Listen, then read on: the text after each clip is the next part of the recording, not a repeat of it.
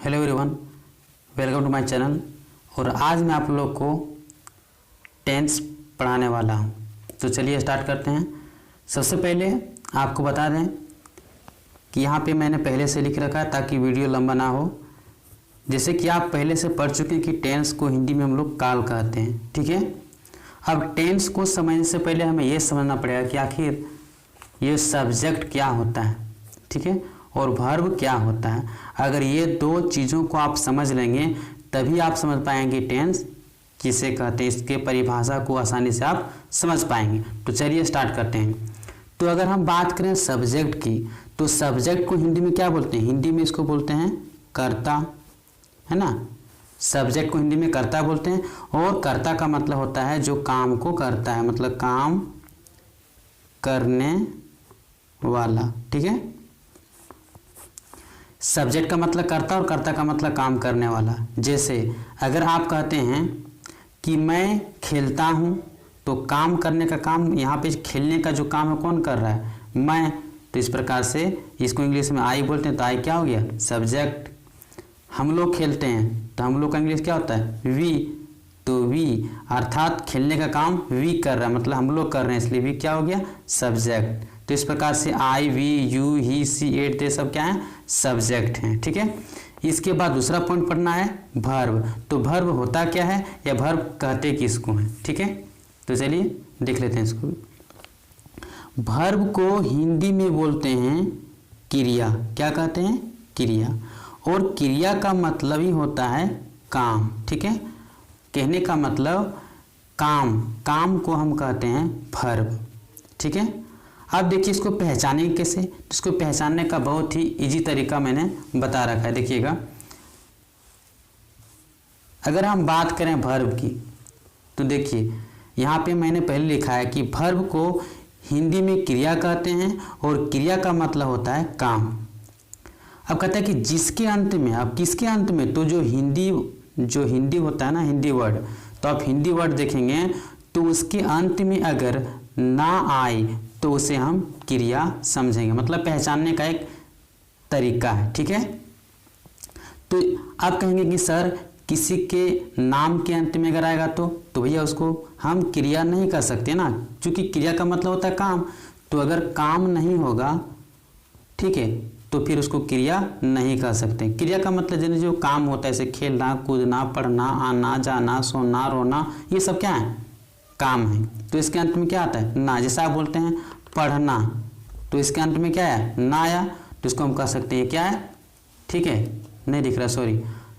तो अगर आप कहते हैं कि पढ़ना, तो ये क्या हो गया? क्रिया। अगर आप बोलते हैं खेलना, तो इसके अंत में क्या आ रहा है? ना। तो आप देख रहे हैं क्रिया। तो आप हिंदी में पहचान सकते हैं। अब बोलिए इंग्लिश में कैसे पहचानेंगे? तो इंग्लिश का जो वर्ड है वो आपको आद करना पड़ेगा। जैसे अगर आप आद रखते हैं कि प्ले मीन्स खेलना होता है, तभी इसको इजीली से पहचान पाएंगे, क्योंकि इंग्लिश में वहाँ प्ले मिलेगा और प्ले को आप हिंदी कीजिएगा तो खेलना आएगा, और खेलना से आप जान जाएंगे कि ये क्या है? वर्ब है, ठीक है। लेकिन अगर आप सोचेंगे कि हम इंग्लिश वर्ड भी याद नहीं करेंगे तो कैसे पहचानेंगे, तो फिर कठिन होगा। तो आप फिर सिर्फ हिंदी में जो लिखा हुआ मिलेगा आप उसी से कर पाइएगा, ठीक है। लेकिन इंग्लिश में लिखा हुआ मिलेगा तो उसको कैसे पहचाना? तो सबसे पहले उसका हिंदी आपको जानना पड़ेगा, तभी आप बता सकते हैं वो क्रिया है या नहीं है। अगर सपोज कहीं लिखा मिल गया आई प्ले, और आपको प्ले का मतलब पता नहीं है, तो फिर आप नहीं बता सकते कि प्ले जो वर्ब है कि क्या है सो, ठीक है। तो जनरली आपको इतना पता होना चाहिए, ठीक है। या तो फिर इसका हिंदी जानिए, ठीक है। तो एक्चुअली क्या होता है ना कि हिंदी वाला चीज़ जो होता है ना समझाने के लिए अच्छा होता है, बट आपको इंग्लिश वर्ड ही याद रखिएगा तो बेटर होगा। अब क्या होगा, आप जैसे याद कीजिएगा कि गो मतलब जाना, ठीक है। गो मीन्स क्या होता है? जाना।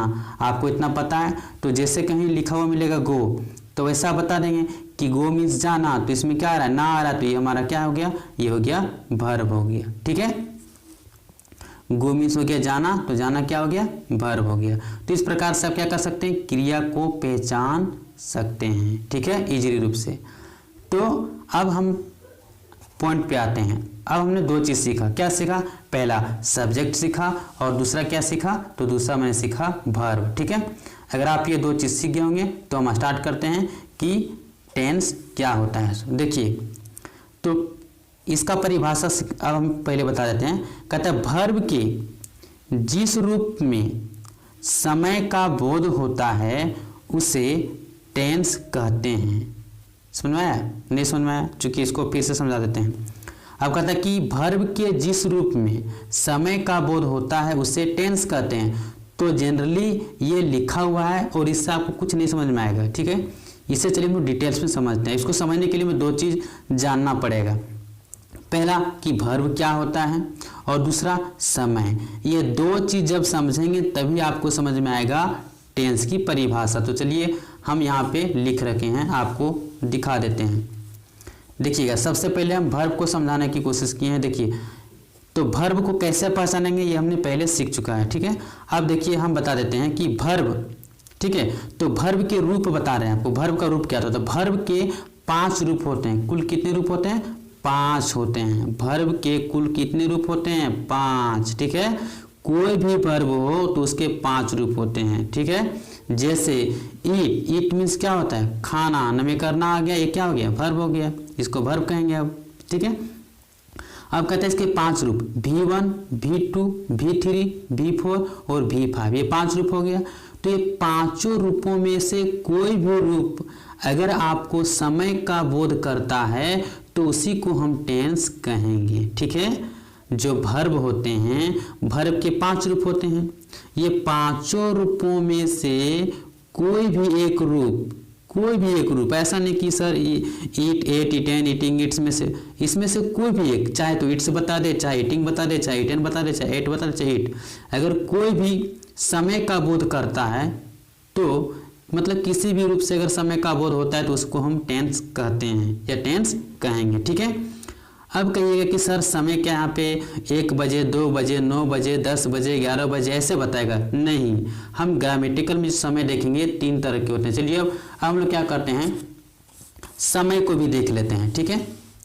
चलिए यहाँ पे हम समय के बारे में लिख लिए हैं, देखिएगा। अब कहता है समय, अगर आप टेंस पढ़ेंगे ना तो यहाँ आप देखिएगा टेंस को 3 भागों में बांटा गया, ठीक है। मतलब इसमें समय को पहचानना हमें, ठीक है, यहाँ पहचानने के लिए सीख रहे हैं। तो देखिए समय जो होता है ना 3 भागों में बांटा गया। एक हो गया आपका वर्तमान, जिसको इंग्लिश में बोलते हैं प्रेजेंट टेंस, ठीक है, यानी वर्तमान काल। दूसरा हो गया आपका भूतकाल, इसको इंग्लिश में बोलते हैं पास्ट टेंस, ठीक है। और तीसरा होता है भविष्य काल, जिसको इंग्लिश में कहते हैं फ्यूचर टेंस। समझ में आ गया? नहीं समझ में आया? चलिए आपको फिर से बता देते हैं, एक बार चलिए फिर से देखते हैं। तो हमने बताया कि समय 3 होते हैं, एक वर्तमान, दूसरा भूतकाल और तीसरा भविष्यकाल, ठीक है। अब ये वर्तमान क्या होता है ना, तो वर्तमान का मतलब आपके जो तत्काल घटना हो रही है, ठीक है, जिसको आप देख पा रहे हैं, ठीक है। अब दूसरा है कि भूतकाल, भूतकाल में क्या होता है कि बीता हुआ समय को बताता है, जो समय बीत चुका है। इससे अगर आप कहेंगे कि जब मैं 5 साल का था तो मैं बहुत खेलता था, तो कहने का मतलब आप 5 साल के थे, अभी है नहीं ना, है पहले की बात कर रहे हैं। अब कहता है भविष्यकाल, भविष्यकाल में क्या कहता है कि हम, है ना, अगर आप जवान हैं, आप बोलेंगे कि जब हम बूढ़े हो जाएंगे तो लाठी लेके चलेंगे, तो कहने का मतलब आप भविष्य की बात कर रहे हैं, है ना। ये चीज़, ये समय आया नहीं है, ये भविष्य की बात कर रहे हैं, जो क्या होगा नहीं होगा इसकी कोई गारंटी भी नहीं है, ठीक है। तो जनरली हम कोई भी बात को जब समय के आधार पर बताते हैं तो 3 आधार पर बताते हैं, ठीक है। अगर आप कहते हैं कि मैं खाता हूँ, तो इसका मतलब ये मैं खाता हूँ या मैं खा रहा हूँ, तो वर्तमान की बात बता रहे हैं, ये काम अभी कर रहे हैं तत्काल में। अगर आप कहते हैं कि मैंने खाया था, दैट मीन्स भूतकाल, मतलब ये काम जो खाने का काम है वो तो कंप्लीट कर दिए हैं। अब तीसरा कहता है भविष्यकाल, भविष्यकाल का मतलब होता है ये काम ना तो खत्म किए हैं और ना ही ये काम अभी आप कर रहे हैं, बल्कि ये भविष्य में करेंगे, जैसे मैं खाऊंगा, तो ये क्या भविष्यकाल, ठीक है। चलिए इतना से क्लियर नहीं होगा, लेकिन आपको 4% तो जरूर समझ में आ गया होगा, ठीक है। अब हम लोग आगे बढ़ते हैं। चलिए अब वही चीज़ मैंने लिखा है कि टाइम जो होता है, समय, इसको 3 भागों में बांटा गया, प्रेजेंट, पास्ट और फ्यूचर। अब प्रेजेंट को कैसे पहचानेंगे, तो प्रेजेंट को पहचानने का बहुत ही इजी तरीका है। प्रेजेंट अगर लास्ट में है, हूँ, हैं, हो, अगर ये सब मिलता है तो उसको हम प्रेजेंट टेंस समझेंगे, प्रेजेंट समझेंगे, ठीक है, कि वो प्रेजेंट की बात कर रहा है, प्रेजेंट टेंस है, ठीक है। दूसरा है कि पास्ट टेंस को पहचानने का तरीका है कि था, थे, थी आएगा। और तीसरा आपका आता है फ्यूचर को पहचानने का तरीका है गा, गे, गी। चलिए अब इसको हम एग्जाम्पल से समझेंगे। अगर आप सीख गए हैं तो बताइए कि टेंस को कैसे पहचानेंगे। ठीक है, अब हम लोग पहचानना भी थोड़ा सा सीख लेते हैं।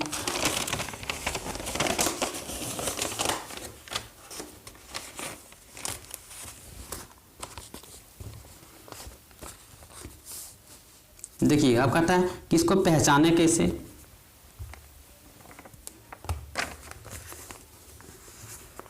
तो यहाँ पे एग्जाम्पल मैंने लिखा है कि मैं गरीब हूं, तो क्या ये टेंस है? तो इसका जवाब होगा ये टेंस नहीं है। बोलिएगा सर ये टेंस क्यों नहीं है? तो मैंने क्या बताया था परिभाषा में, आज कीजिएगा, जरा गौर कीजिएगा। मैंने बताया था कि अगर कोई वर्ब है, ठीक है, वो वर्ब के कोई भी रूप, चूंकि उसके तो 5 रूप होते हैं, टोटल कितने रूप होते हैं? 5 रूप। तो वर्ब के 5 रूप होते हैं, तो वर्ब के कोई भी रूप चाहे V1, V2, V3, V4 और V5, ठीक है। तो कहने का मतलब वर्ब का कोई भी रूप V1, V2, V3 और V5, कोई भी रूप अगर समय का बोध करता है, समय को बताता है, क्या बताता है? समय को, तो उसी का नाम हम टेंस कहेंगे, दूसरे को तो टेंस कह नहीं सकते हैं। ठीक है, तो चलिए आप जरा गौर कीजिए। मैं गरीब हूँ, ये तो सब्जेक्ट है, इसकी बात छोड़िए। अब कहता है गरीब, ये गरीब कोई वर्ब है क्या? बताइए, नहीं ना, क्योंकि आपको वर्ब पहचानने का तरीका भी मैंने बताया था, हिंदी में क्या आएगा? ना आएगा। और वर्ब का मतलब था काम, तो गरीब तो कोई काम होता नहीं, इसका मतलब टेंस नहीं है। हाँ, कुछ कंडीशन में आगे बताएं कि वर्ब होने के बाद भी वो टेंस नहीं कहलाता है। कब? जब वो समय को नहीं बताता है। तो इसमें वर्ब ही नहीं, तो आगे हम क्या पहचान करें? तो ये टेंस नहीं होगा। मैं गरीब था, ठीक है, इसमें वर्ब है, क्रिया है क्या? नहीं है। गरीब तो कोई काम होता नहीं है, तो भैया ये भी टेंस नहीं है। अब नंबर 3 में मैं खुश रहूंगा,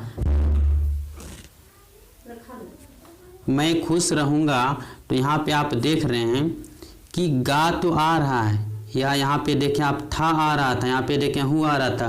तो आप इस पे नहीं रहिएगा कि यहाँ पे था, थे, थी आ गया तो पास्ट टेंस, गा, गेगी आ गया तो फ्यूचर टेंस, हूँ है आ गया तो प्रेजेंट टेंस। भैया इसको देखने से पहले आपको ये देखना होगा कि ये टेंस है या नहीं। जब टेंस रहेगा तब ना हम प्रेजेंट पास्ट फ्यूचर में उसको समझेंगे।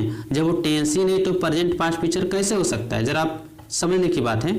तो जब इसमें वर्ब ही नहीं है, ठीक है, और जब वर्ब है तो समय को नहीं बता रहा है। अगर वर्ब है इसमें मान लीजिए तो समय को नहीं बता रहा है। जब समय का बोध नहीं करेगा तो टेंस नहीं होगा, है ना।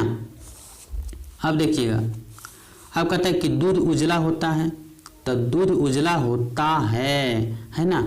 लेकिन यहाँ पे देखिए वर्ब नहीं है, सिंपल सी बात है।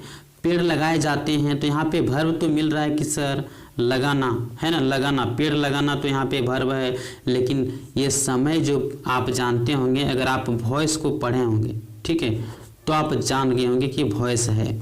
अगर आप वॉइस नहीं पढ़े तो आपको बता देते हैं कि यहाँ पे देखिए वॉइस में क्या होता है कि कर्ता जो होता है वो नहीं रहता उसमें। कर्ता मतलब जो होता है ना, वो काम को खुद नहीं करता है, ठीक है, कर्ता खुद काम को नहीं करता है, तो उसको समझ लीजिए कि वो वॉइस है, ठीक है, वो वॉइस है। और वॉइस को हम टेंस नहीं कहेंगे। लेकिन वॉइस आपको दिखने में लगेगा कि वो टेंस है, लेकिन ऐसा नहीं होता है। तो ध्यान दीजिएगा, वॉइस को पहचानने का तरीका, कर्ता वो खुद काम नहीं करता है, ठीक है। चूंकि पेड़ को तो नहीं लगाएगा, पेड़ खुद एक पेड़ है और वो पेड़ को लगाएगा क्या? नहीं ना, पेड़ लगाए जाते। तो भैया ये तो क्या है? वॉइस है, तो वॉइस का भी टेंस नहीं हो सकता है। तो चलिए इसको वॉइस को पहचान लीजिएगा।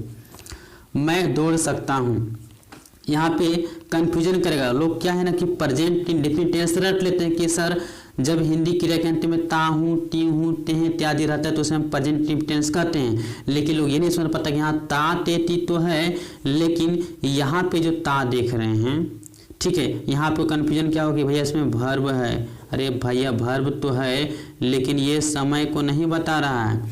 यहाँ पे क्षमता का बोध हो रहा है। किसका बोध हो रहा है? क्षमता का, ठीक है। यहाँ पे कैपेसिटी बता रहा है, हमारे अंदर कैपेसिटी है, क्षमता है कि दौड़ सकते हैं, ठीक है। लेकिन तुम्हारे अंदर डिबिलिटी है तो तुम नहीं दौड़ सकते हो, मतलब तुम्हारे अंदर असक्षम है दौड़ने में नहीं, लेकिन हमारे अंदर क्षमता है तो हम दौड़ सकते हैं। तो क्षमता का बोध हो रहा है, इसलिए ताते पर ध्यान नहीं देना है।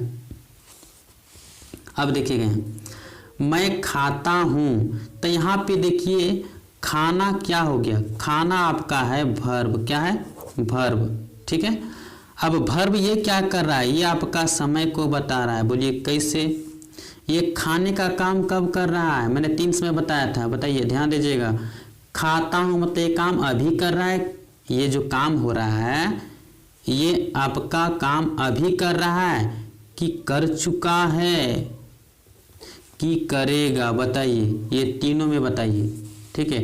काम अभी कर रहा है कि कर चुका है कि करेगा, तो भैया इसका जवाब आएगा कि ये भी कर रहा है। खाने काम अभी कर रहा है ना, तो जो काम अभी का होगा वर्तमान हो गया, तो ये प्रेजेंट टेंस। तो अब ध्यान दीजिएगा, जब ये इसमें वर्ब रहेगा और समय को बोध करेगा तो ये टेंस कहलाएगा।